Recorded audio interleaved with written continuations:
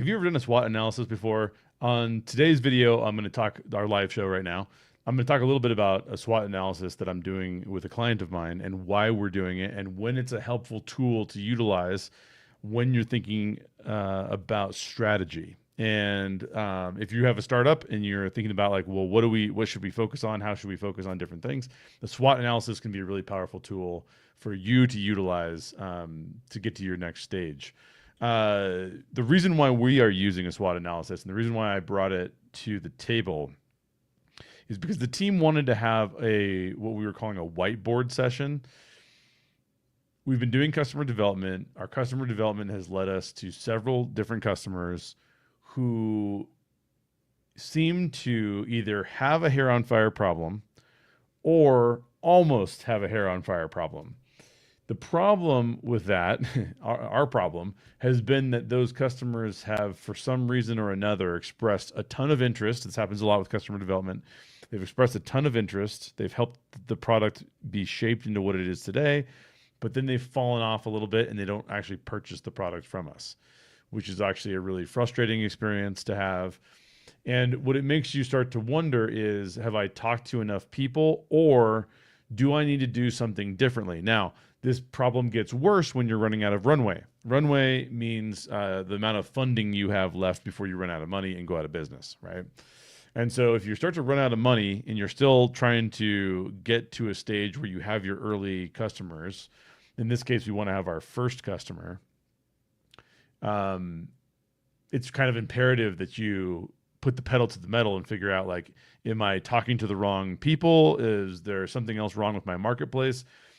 I would say that the overarching problem that this particular startup has, they're an early stage startup, and the particular problem that they have is that their product, I've seen this happen a lot actually. Their idea and their product are ahead of where the marketplace is able to be at. The marketplace is somewhat immature in terms of the kind of practices that need to be in place in order for their product to work.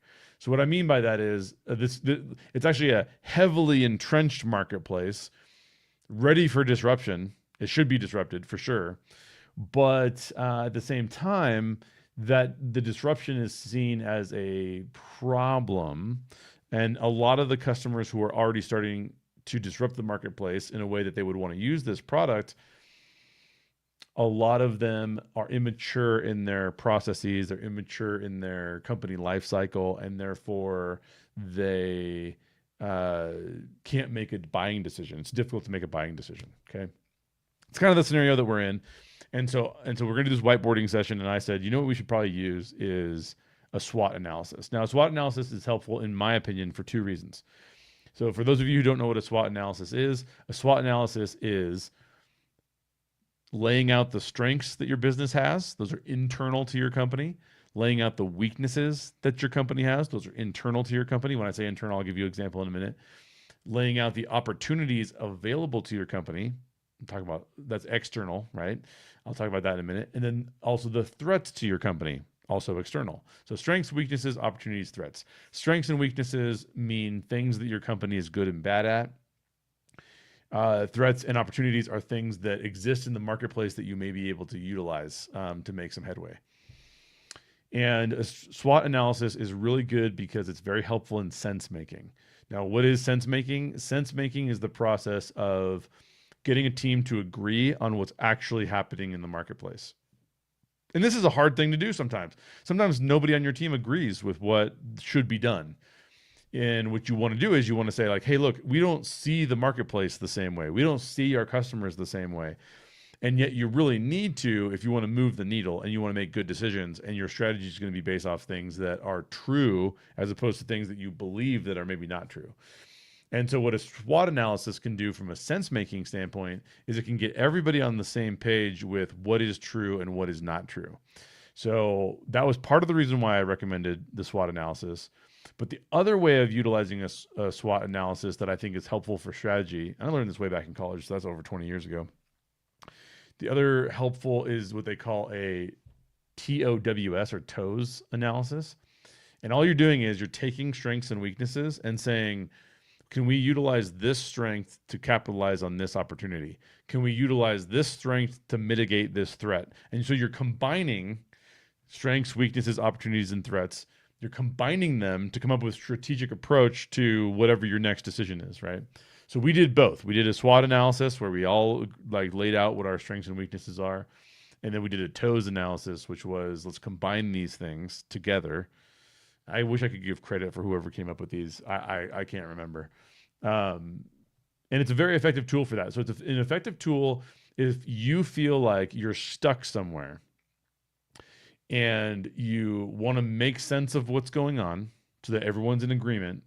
And then you also want to bring agreement around a vision of things that you should do to move forward in your startup.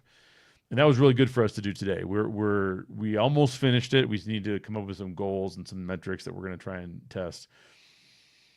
And I think part of what this company that I'm working for needs to figure out is